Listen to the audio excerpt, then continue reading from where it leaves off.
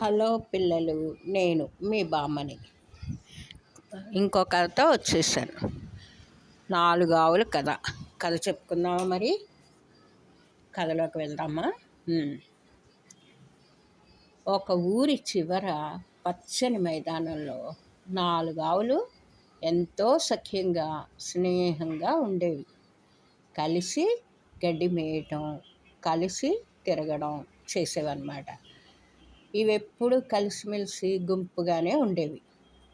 కాబట్టి పులి, సింహాలు వీటి జోలికి రాలేకపోయేవన్నమాట. కొంతకాలానికి ఏదో వీళ్ళ మధ్యలో పెద్ద దెబ్బలాట జరిగింది. 4 ఆవులు 4 వైపులా విడివిడిగా గడ్డి మేయడానికి వెళ్ళాయి అన్నమాట. అప్పుడు ఈ పులి, సింహం మంచి సమయం అనుకుని, అంటే మంచి టైం ఇదే మనకి అనుకుని, పులి, సింహం పొదల చాట్లో అంటే అడవిలో దాక్కుని ఒక్కొక్క దాన్ని చంపేసి తినేసాయి అన్నమాట. అంటే ఆ 4 కలిసి ఉన్నప్పుడు ఏమీ చేయలేకపోయాయి. ఎప్పుడైతే గొడవ పడి విడిపోయో ఒక్కొక్క దాన్ని చంపు తినేసాయి అన్నమాట. దీన్ని బట్టి మనకు అర్థమైంది ఏంటంటే, ఐకమత్యమే బలం. అంటే అందరం కలిసి ఉండడమే బలం అన్నమాట.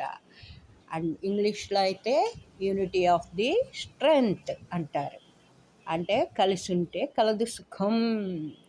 ఓకేనా పిల్లలు? అర్థమైంది అనుకుంటాను. ఉంటాను మరి. బాయ్.